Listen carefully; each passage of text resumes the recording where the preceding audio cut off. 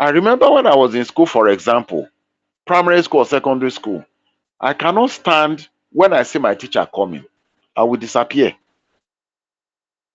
Even if I will remain, I will maintain, you understand, a kind of candor, you understand, because I know my teacher. If I'm improperly dressed, in short, I will check myself and check myself over and over again because my teacher is coming. But now, that is not the case.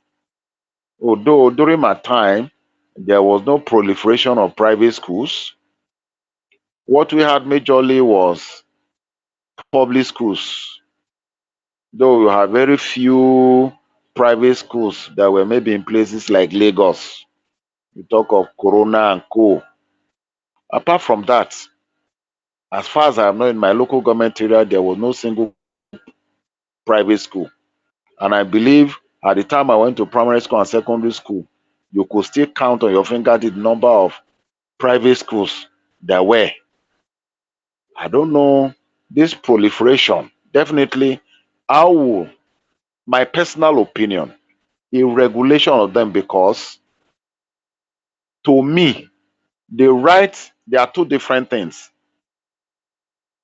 Academics excellence without sound moral education, it will take you nowhere.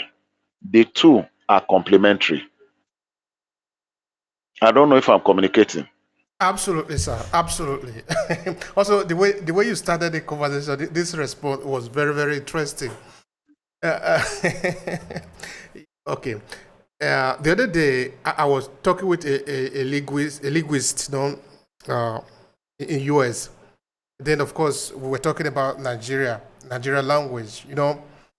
Then I was saying, I don't understand it. Why, for example, of course, this is not only happening in Nigeria, but in many other African countries, where most of our elected officials pretend to be European in their speaking, in their dressing, in everything, and they tell the ordinary people, "Love your country, love your culture."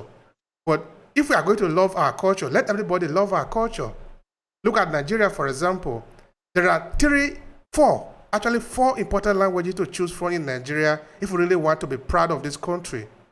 One of them is to pick one of the three predominant languages in Nigeria, which is either Hausa, Igbo, or Yoruba. The third one, which is everyone speaks in Nigeria, is the Pidgin English. Everybody in Nigeria speaks Pidgin English. Yes. Why can't the Nigerian government, for example, adopt that one as the official language of Nigeria? Instead of calling it a Pidgin English, we can call it the Nigerian English. Just like, for example, in the United States, they got their English from Britain, but their English is different. They speak it differently. They write it even differently in some of the senses. Canada. What about Australia? What about South Africa? So I think when we are talking of our identity as a people, the currency and the military is not enough. Even the way we speak, the way we talk about ourselves, I think this one should make sense. I want to ask you, have you ever seen somebody making that suggestion that the English we call pidgin or the pidgin English in Nigeria could possibly become the Nigeria official language? Because currently, why I'm asking the question is that currently in Nigeria, we are using two official languages, both the American English and the British English. So it is actually confusing. So help me with that. Well, when it comes to language, I want to situate it with Nigerian environment. Agreed, the lingua franca is English. I think it is when you go into the specifics, you begin to say, oh, we use both the British and the American. I remember when I wrote my WAEC in 1979, it was specific, it was British. It was later day that I think both examination bodies allowed the use of that you can intersperse. During my time, it was strictly British. Anything outside that, you go. Now back to the Nigerian situation. We run a federation, a confederal. the states are not vassal to federal. What I mean is every state has the right, every state house of assembly has the right to determine the medium of expression it wants to use at these sittings. Because I'm aware that there are some states in this country that they use indigenous language during plenary. So when you're talking of a new lingua franca outside the English we have adopted, personally, if you look at the school curriculum at the primary and secondary level, there is native language, like let me say in Edo State, for example. In the secondary school curriculum and primary school, you have Edo language, you have Ishan, you have Afemai. And then even in NECO and WAEC, you have Hausa, you have Igbo, you have Edo, you have Yoruba, and some other, languages you even think they are minority. They are there. So I think the essence of this is, and even in the university, there are universities that offers degree courses, degree programs on all these indigenous languages. It is a way of encouraging indigenization. I know what you are saying to say, okay, a senator could stand up to speak, the senator representing Edo State, for example, could stand up to speak in Edo. The senator in, from Edo North could speak Afemai, or the one from Edo Central could speak, what is it called now? Ishan. Agreed. But you discover that, like in the United Nations, they have the technology, for example, to simultaneously transcribe and interpret languages in all the languages of member states of the United Nations, true of us.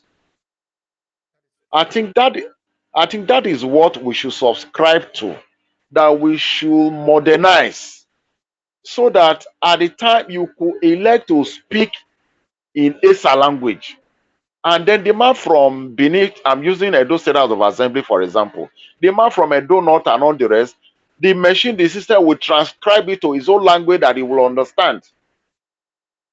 So I think that is where we need to start from, so that we begin to shift away from this English.